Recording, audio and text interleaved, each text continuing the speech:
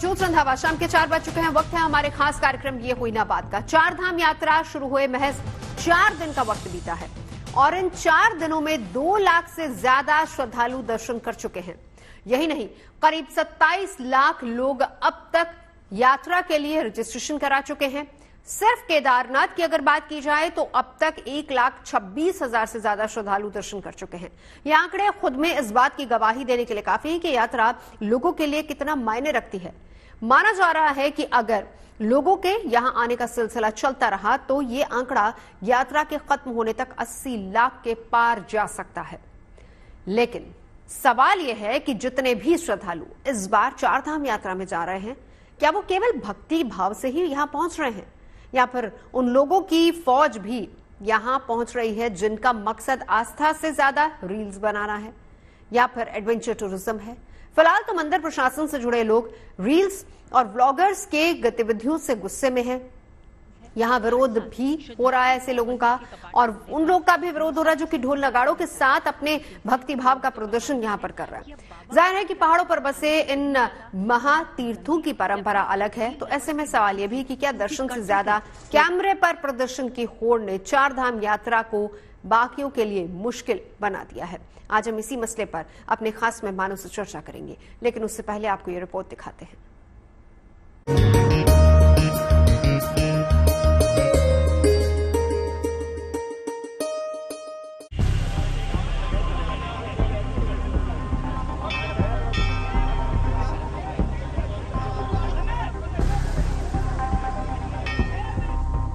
पिछले साल जब ये वीडियो वायरल हुआ था तब सवाल उठे थे कि क्या लोगों को केदारनाथ जैसे पवित्र तीर्थ पर ये सब करने की छूट दी जा सकती है।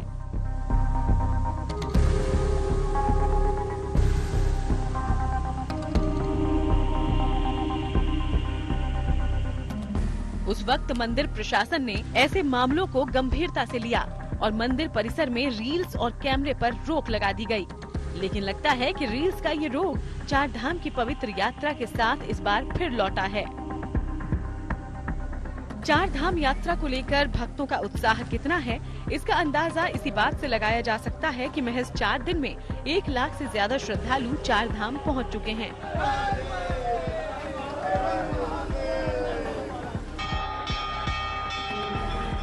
ये उन लोगों की भीड़ है जो हर कष्ट सहकर तीर्थों के दर्शन करने आए हैं। लेकिन इन लाखों की भीड़ में हजारों की भीड़ उनकी भी है जिनका मकसद पवित्र तीर्थों पर केवल रील्स बनाना है या फिर अपने YouTube चैनल्स के लिए वीडियो शूट करना। रील्स की भूखी ये भीड़ अब स्थानीय लोगों के साथ साथ तीर्थ पुरोहितों के गुस्से की भी वजह बन रही है।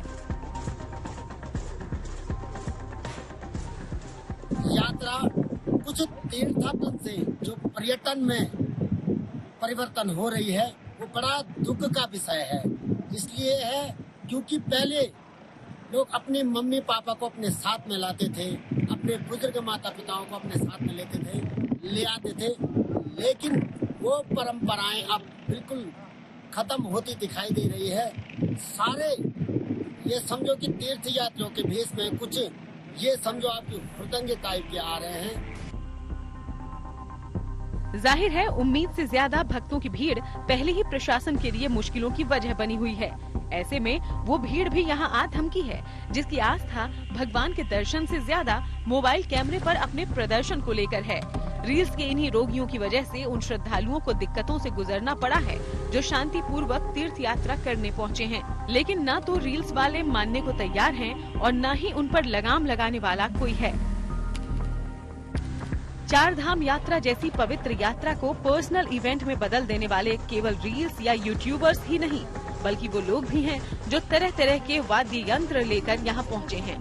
ढोल नगाड़ों से आने वाली आवाजें भले ही इनकी भक्ति का प्रदर्शन हो, लेकिन इन वाद्य यंत्रों से निकलने वाली आवाजें बर्फ से घिरी इस घाटी के अनुरूप नहीं है। यही वजह है कि मंदिर से जुड़े लोग इनका भी विरोध कर रहे हैं और उन्हें यहाँ से हटाने की मांग कर रहे हैं। दरअसल 4 धाम यात्रा केवल तीर्थ नहीं बल्कि आस्था की अनूठी तपस्या है। यहाँ तीर्थों तक पहुँचना खुद में संयम की साधना है। यही वजह है कि पहले के दौर में 4 धाम यात्रा पर कम ही लोग जाया करते थे, लेकिन 2013 की आपदा के बाद ये तीर्थ कुछ लोगों के लिए एडवेंचरस टूर में बदल गए। यहाँ वो लोग भी पहुँच रहे हैं जिनका आस्था से कोई लेना देना नहीं, और यहाँ उन लोगों की भी पहुँच हो चुकी है जिन्हें उत्तराखंड में बसे इन तीर्थों की परंपराओं का पता तक नहीं है। केदारनाथ धाम से प्रवीण सेमवाल के साथ bureau report, good news today.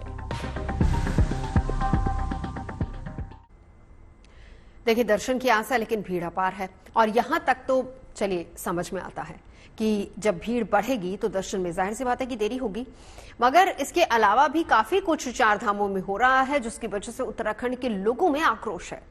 Uttarakhand के इन लोगों का आरोप यह है कि बाहर से आए कुछ यूट्यूबर्स चंद लाइक्स के लिए पहाड़ की संस्कृति से छेड़छाड़ कर रहे हैं, और इनका यह भी कहना है कि कपाट खुलने पर पारंपरिक वाद्य यंत्रों से भगवान का स्वागत किया जाता है, मगर बीते 1-2 सालों से अलग अलग डमरू टीमें यहां पर दर्शन के बहाने अपना प्रदर्शन दिखाने के लिए पहुंचती हैं।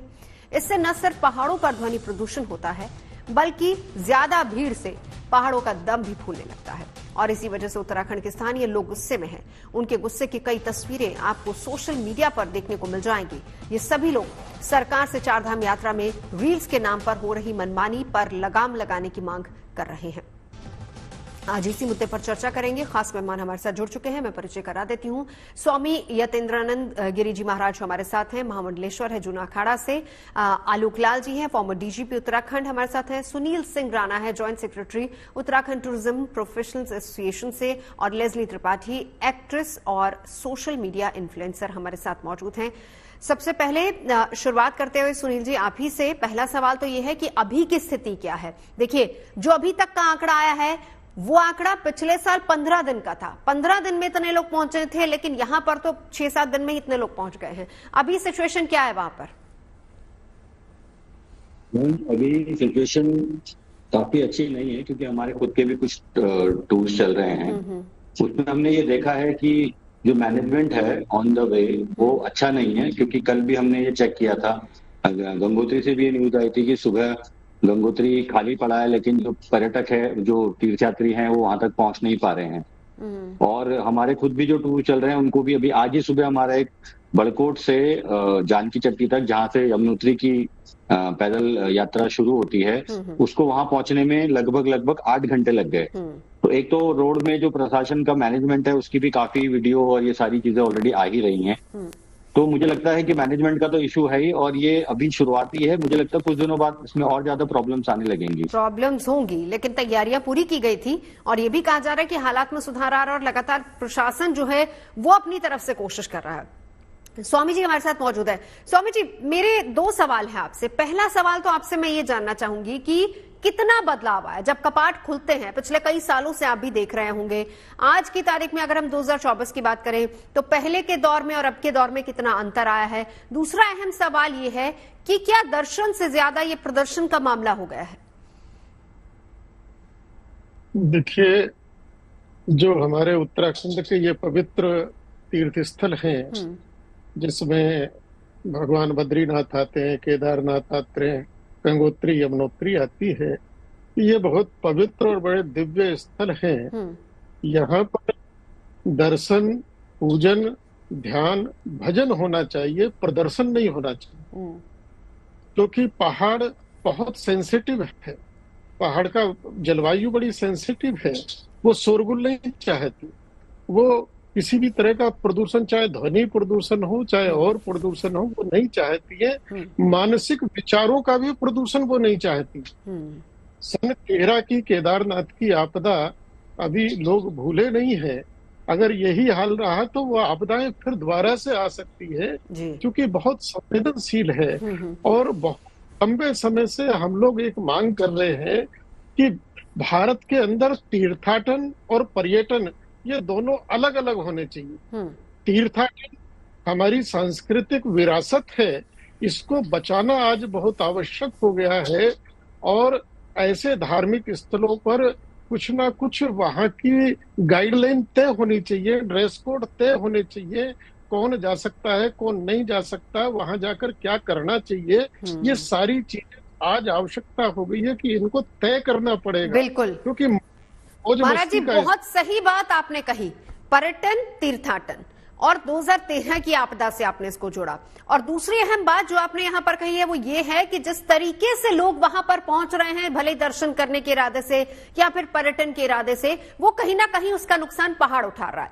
आलोक लाल जी भी हमारे साथ मौजूद है। आलोक जी, ये बताइए कि तैयारियां तो बहुत पहले से की गई थी, कहा यह भी जा रहा था कि बिल्कुल सुगम सुचारू दर्शन होंगे। अब देखिए आंकड़ा जो है वो बढ़ता जा रहा है। अगर हम वहां के ऑफिशियल आंकड़ों की अगर बात करें तो कहा जा रहा है कि जिस तरीके से लोग इस वक्त जा रहे हैं यात्रा करने के लिए, इस बार 80 लाख के करीब लोग दर्शन कर सकते हैं, लेकिन बोझ तो सीधा पहाड़ पर ही पड़ रहा है ना। दर्शन सुगम नहीं हो रहे, पहली बात, 7-7 घंटे की लंबी लंबी कतारें हैं। नवजोत, आप मानेंगी कि श्रद्धालुओं को कहीं पर रोक देना शायद संभव नहीं है। अगर कोई देश के दूसरे हिस्सों से कोई इस स्थान पर श्रद्धावश आता है तो उसको रोकना उचित नहीं होगा। अब जब उनको अलाउ कर रहे हैं और लगभग 27 लाख लोग अभी से रजिस्टर्ड हैं, ये रजिस्ट्रेशन बढ़ते बढ़ते जैसा कि आपने कहा 80 लाख भी हो सकते हैं, और इसमें से बहुत से लोग अपनी गाड़ियां लेकर आएंगे। जो रोड है जो जिस हालत में है उसमें बहुत सारी गाड़ियां एक साथ नहीं चल सकती। कई जगह सिंगल रोड है तो सिंगल रोड पर तो सिंगल गाड़ी चलेगी, तो वहां पर वन वे ट्रैफिक करके चलाया जाता है, तो वहां एक तरफ लोगों को रुकना पड़ता है, दूसरी तरफ से चलते हैं, फिर दूसरी तरफ रुकना पड़ता है, फिर चलते हैं, तो समय तो लगता है।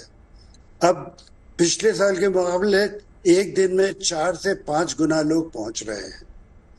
अगर इतने लोग पहुंच रहे हैं, इसका पूर्वानुमान किसी ने अगर किया भी होगा तो 4-5 गुना का शायद किसी ने ना किया हो। एक तो ये बात है। दूसरे, अगर लोग पहुंचते हैं, सब लोग सूचनाएं बटोर कर नहीं आते हैं।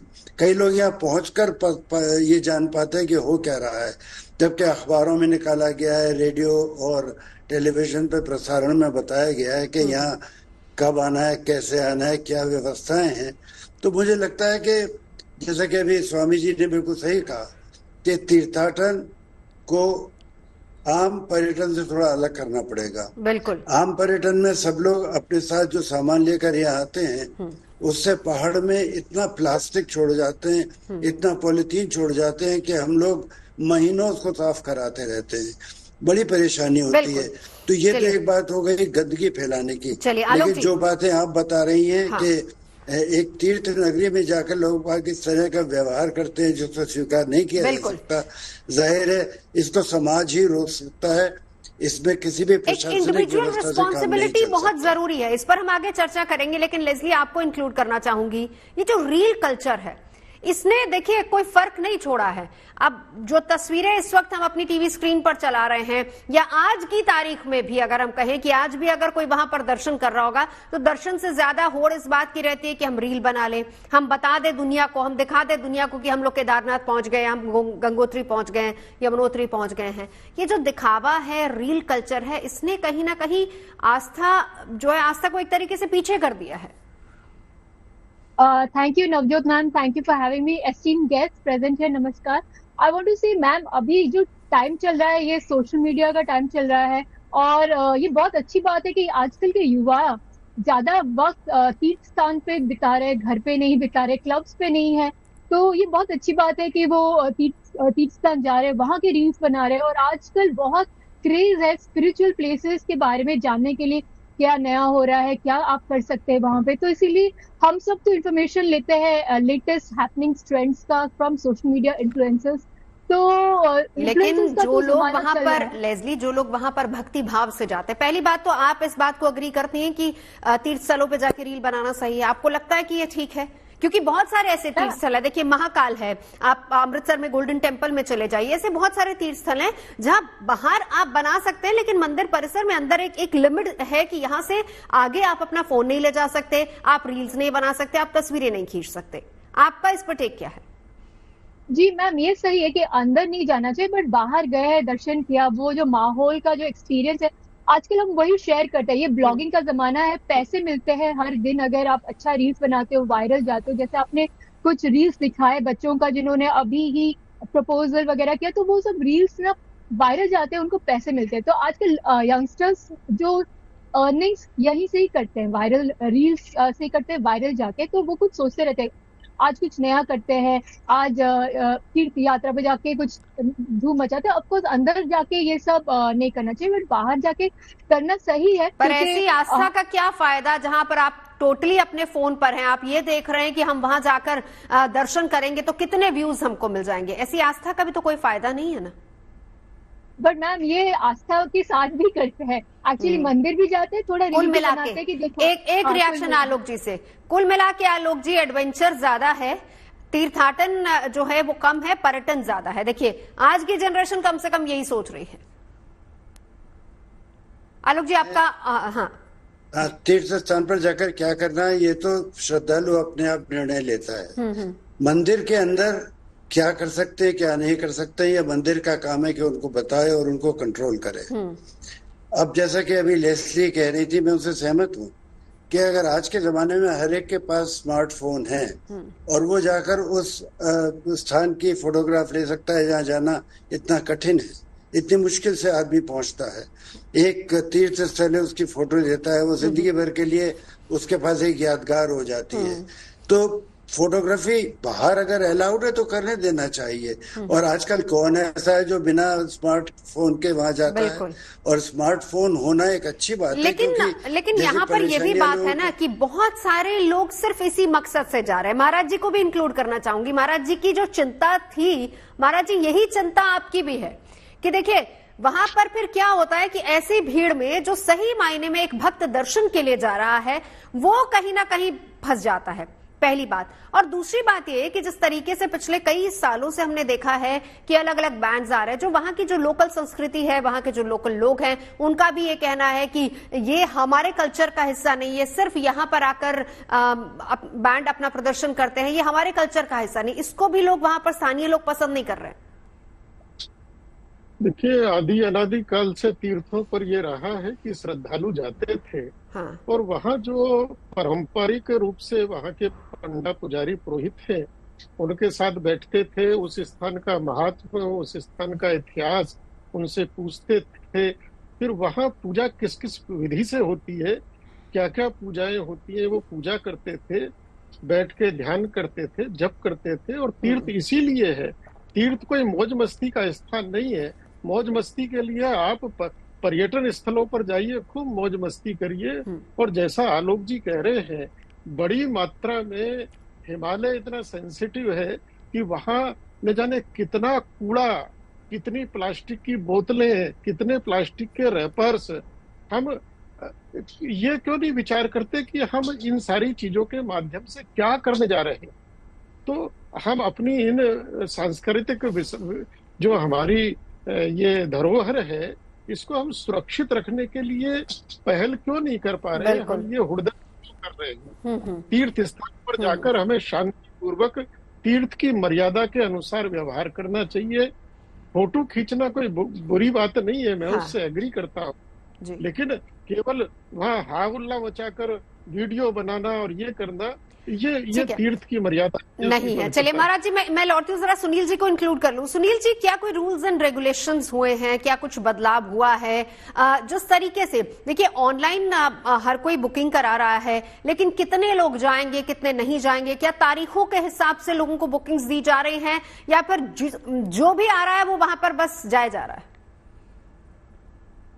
एज पर जो रूल बना है अभी रिसेंटली अप्रोक्सीमेटली 10-12 दिन पहले गवर्नमेंट ने जो रजिस्ट्रेशन थे, ऑनलाइन रजिस्ट्रेशन जो थे, उनको बंद कर दिया था। बंद कर दिया था मतलब पीछे से उन्होंने ब्लॉक किया था कि एक दिन में एक लिमिटेड ही रजिस्ट्रेशन होंगे, जो कि उन्होंने हम लोगों को भी नहीं साझा किया है, क्योंकि शायद उन्होंने लास्ट मोमेंट पे इस चीज का संज्ञान लिया हो और उस चीज के बाद उन्होंने उस पर लिमिट लगाई है।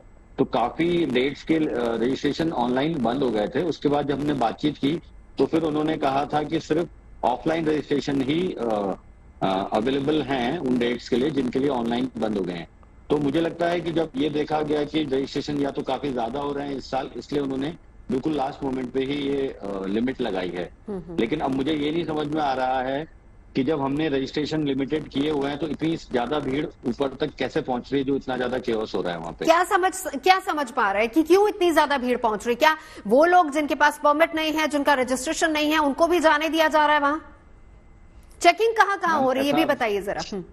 चेकिंग तो मैम मल्टीपल लोकेशंस पे होती है, जहाँ जहाँ पे पड़ाव है वहाँ वहाँ पे चेकिंग होती है, ऋषिकेश से, हरिद्वार ऋषिकेश से शुरू होके, और जहाँ जहाँ पे पड़ाव है वहाँ पे होती है। और फिर बेसिकली जहाँ से ट्रैक शुरू होते हैं या जो बिल्कुल मंदिर के पास वाला हमारा एंट्री पॉइंट है वहाँ पे चेकिंग होती है। लेकिन या तो रजिस्ट्रेशन बहुत ज्यादा ही हो चुके हैं ऑलरेडी, इसलिए इतने सारे लोग जा रहे हैं, या चेकिंग भी ढंग से नहीं हो पा रही है, इसलिए इतने ज्यादा लोग वहां पहुंच गए हैं। बिल्कुल, कल मैनेजमेंट का कल प्रशासन ने इसको लेकर एक बड़ी मीटिंग भी की है, और प्रशासन की तरफ से भी जो नई गाइडलाइंस जारी की गई हैं उसमें लोगों को यही कहा गया कि कम से कम आप वीकेंड अवॉइड कीजिए, क्योंकि वीकेंड पे बहुत ज्यादा भीड़ वहां पर होती है। कोशिश ये की जाए कि वीक डेज में ज्यादा दर्शन किए जाएं, ताकि भीड़ को थोड़ा मैनेज किया जा सके। आलोक जी, मैं आपके पास आना चाहूंगी, कितना बदलाव आपने देखा है पिछले कई सालों में, स्पेशली अगर मैं 2013 की बात करूं, या फिर अगर 13 की त्रासदी से पहले की भी बात की जाए, जब कपाट खुलते हैं तब की संख्या पहले और अब में कितना ज्यादा बदलाव आया है? मुझे सबसे बड़ा बदलाव जो लग रहा है वो भक्तों की संख्या में लग रहा है।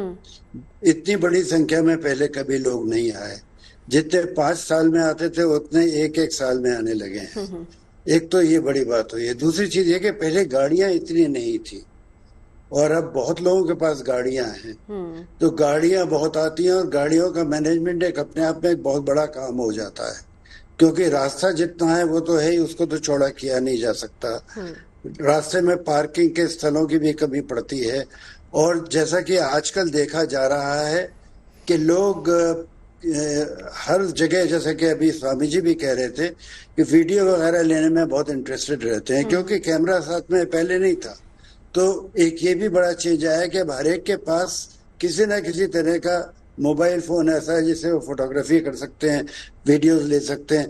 तो ये सारी चीजें एक नया चैलेंज बन गई है, जबकि पुलिस का जो मुख्य काम है वहां पर वो ये है कि लोग सुरक्षित रहें, आराम से जा सके, आराम से वापस आ सके, तो रेगुलेशन ठीक से हो जाए, उनका आना जाना कोई समस्या पैदा ना करे लोकल लोगों के लिए या उन लोगों के लिए। बिल्कुल, उनकी जान बची रहे, हिफाजत में रहे, ये सारी चीजें देखने की होती है पुलिस के लिए, और वो बहुत अच्छा रेगुलेट करती है। उत्तराखंड पुलिस का लंबा अनुभव है और बहुत अच्छा काम करती है। हाँ, और इसीलिए शायद मीटिंग के बाद अब नई गाइडलाइंस आई है। लेकिन एक बड़ा सवाल यहाँ पर यह भी है कि देखिए, स्थानीय लोगों के लिए भी ये 6 महीने होते हैं जबकि मंदिरों के कपाट खुलते हैं, यात्रा शुरू होती है, उनके रोजगार का भी यही एक वक्त होता है। क्या ये भी एक कारण है कि सरकार फिलहाल सभी लोगों को वहां पर जाने की इजाजत दे रही है, क्योंकि 6 महीने में लोग रोजगार 6 महीने का वक्त होता है जब उनके पास रोजगार होता है। तो चारधाम यात्रा में किस तरीके से रील कल्चर बहुत ज्यादा बढ़ता जा रहा है और अव्यवस्था के लिए जिम्मेदार कौन है, तमाम खास मेहमान हमारे साथ मौजूद है। चर्चा इसी को लेकर हम कर रहे हैं। सुनील जी, आपके पास मैं आना चाहूंगी, आपको क्या लगता है जो अव्यवस्था हुई है, भीड़ इतनी ज्यादा क्यों पहुंची वहां पर? उसका तो मैंने अभी थोड़ी देर पहले भी जो जवाब दिया कि शायद भीड़ इस वजह से लग रही है क्योंकि कुछ बॉटलनेक्स हैं हमारे रोड्स में, जहाँ पे भी रोड्स प्रॉपर्ली चौड़ी नहीं हुई है, तो उस बॉटलनेक्स पे भी शायद हम लोग ज्यादा भीड़ एक्सपेक्ट कर रहे हैं। उसके अलावा शायद जो शुरू के 2-4 दिन रहे, बहुत सारे लोगों को बहुत शुरू में ही मंदिर दर्शन करने का जो इंटरेस्ट था, उस वजह से भी शायद अभी ज्यादा लोग आए हैं। ठीक है, आशा हम लोग ये कर रहे हैं कि शायद 2-4 दिन में थोड़ा कंफर्टेबल होएगा जो भीड़। नहीं, जो नई व्यवस्था कल की है, कल जो नई गाइडलाइंस जारी हुई हैं, उससे क्या लगता है कि कुछ असर होगा? क्योंकि वीकेंड में कहा गया है कि आप यात्रा ना करें, वीकडेज में लोग ज्यादा आए। मैम, ज्यादातर लोग जो चारधाम की यात्रा करते हैं वो बहुत समय पहले से ही उसका प्लान कर लेते हैं। अगर हम सिर्फ दिल्ली एनसीआर की बात करें, हो सकता है उनको हम कह सकते हैं कि आप वीकेंड में ना आए, लेकिन जो और दूर से आ रहा है, जो बम्बई से आ रहा है या दूसरे स्टेट से आ रहा है दूर से, उनको फ्लाइट बुक करनी होती है, पहले से होती है, उनको ट्रेन बुक करनी है, सवाल तो बहुत पहले से ही। बिल्कुल। लेस्ली, एक सवाल आपसे, आपने कुछ देर पहले मेरे सवाल का जवाब ये दिया था कि अच्छी बात है कि लोग धार्मिक पर्यटन के लिए जा रहे हैं, लोग तीर्थ यात्रा के लिए जा रहे हैं, आपने ये कहा था, और फिर वहां जाकर वो अपने अपने ब्लॉग्स बनाते हैं, वीडियोस बनाते हैं, और फिर वो अपनी अपनी जो उनके पेजेस होते हैं उस पर शेयर करते हैं। आपको क्या लगता है कि हाल फिलहाल में क्या युवाओं में पहली बात तो ये कि मंदिर जाने का क्रेज इसलिए बढ़ा है क्योंकि आस्था बढ़ी है, या फिर ये मोबाइल कल्चर है और रील कल्चर है जिसने युवाओं को वहां तक जो ले गया है? मैम, यहाँ पे I think one of the important reason है मेंटल हेल्थ। बहुत स्ट्रेस है आजकल, तो मंदिर जाके वहाँ का जो वातावरण है वहाँ पे बहुत पीस मिलता है। तो ज्यादातर यंगस्टर, जैसे मेरे दोस्त बर्थडे पे आजकल प्लान करते हैं पहले तो बोलते थे चलो गोवा चलते हैं या आउट ऑफ द कंट्री चलते हैं मिलके सारे फ्रेंड्स 20 जन ऐसे फ्रेंड्स। अभी बोलते हैं कि चलो मंदिर चलते हैं, तीर्थ यात्रा पे चलते हैं। तो आजकल एक क्रेज है कि चलो मेंटल हेल्थ सुधारते हैं, मंदिर होके आते हैं, तो वो जो फीलिंग होता है कि यानी स्ट्रेस बहुत ज्यादा बड़ा है, इस वजह से लोग मंदिर जाते हैं और वहां पे जब स्ट्रेस फ्री हो जाते हैं तो फिर मोबाइल निकालकर रील्स बनती है। स्वामी जी, आपने कहा कि एक सख्त गाइडलाइंस की बहुत ज्यादा जरूरत है। सरकार, मंदिर प्रशासन, कौन लेगा एक्शन? ये तो दोनों को ही मिलकर करना होगा। आज से 25-30 साल पहले केदारनाथ हम जब जाते थे तो अगर 2 मिनट आंख बंद करके बैठ गए तो ओम नमः शिवाय का जप अपने आप चलने लगता था और ऐसा लगता था कि वातावरण में ये शब्द गूंज रहे हैं, ये मंत्र गूंज रहा है जो आज गायब हो गया है। इतनी बड़ी संख्या में जब हम जाते तो हम अपने मन के जो हमारे अंदर सत्व रज तमो गुण है लेकर जाते हैं, जैसे गुण होंगे वैसा ही वहाँ का वातावरण होगा। और मैं बात ये भी कहना चाहूंगा, निवेदन करना चाहूंगा, आप आइए मंदिर, शांति के लिए आइए, लेकिन मंदिर में आके कम से कम खुद भी शांत रहिए, अशांत ना हो। और दूसरा, जो हेलीकॉप्टर है कम से कम 2 या 3 किलोमीटर नीचे हेलीपैड बनना चाहिए, एकदम केदारनाथ जी के सामने है और चारों तरफ फिर हिमालय है, बर्फ है, और हर 3-4 मिनट के बाद एक फ्लाइंग है हेलीकॉप्टर की। इतना ज्यादा हेली वहाँ है, उससे निकलने वाली गर्मी है जी। तो यानी पहाड़ों का भी ख्याल रखना चाहिए। बिल्कुल, सरकार, मंदिर प्रशासन दोनों को। आलोक जी, 2 या 3 किलोमीटर चलेगा वो तो उसकी आस्था और बढ़ेगी, और ज्यादा बढ़ेगी। इसमें भी कोई देखिए, इसमें भी कोई दो राय नहीं है कि बहुत से लोग तो नंगे पांव तक चल के जाते हैं, तो आप अपनी आस्था को उस हिसाब से रख सकते हैं। एक आखिरी कमेंट में आलोक जी आपसे चाहूंगी। देखिए, इसमें जैसे कि अभी आप पूछ रहे थे कि किसको करना चाहिए, मंदिर प्रशासन को या सरकार को। मेरा ये मानना है, जैसा स्वामी जी ने कहा है, दोनों को मिलकर करना पड़ेगा। मंदिर के अंदर क्या चाहते हैं, मंदिर प्रशासन क्या चाहता है, मंदिर के जो मैनेजमेंट है वो जो चाहता है वो उसके अंदर कराने की उसके पास अपनी ताकत होनी चाहिए, उसके लिए वॉलंटियर्स उसके होने चाहिए, ऐसे लोग उसको एम्प्लॉय करने चाहिए जो ये काम कर सके। जहाँ तक बाकी सारी व्यवस्था है, लोग आ जा सके, आराम से आ जा सके, वो प्रशासन का, शासन का काम है और वो कई सालों से करता चला आ रहा है। दोनों की अपनी अपनी जिम्मेदारी है। जहाँ तक रील बनाने की बात है, वो तो मेरे ख्याल से उस पर रोक लगाना संभव नहीं है। वो एक इंडिविजुअल रिस्पॉन्सिबिलिटी है। आप कितनी जिम्मेदारी के साथ और किस भाव के साथ वहां पर जा रहे हैं। वक्त की कमी है। आप तमाम खास मेहमान हमारे साथ जुड़े, चर्चा के लिए बहुत बहुत शुक्रिया। जिम्मेदारी सबकी बनती है, सरकार, मंदिर प्रशासन और भक्त जो कि वहां पर पहुंच रहे हैं। तो कोशिश यही की जाए कि अपनी तरफ से कम आप ऐसा कुछ न करें जिससे वहां पर अव्यवस्था फैले।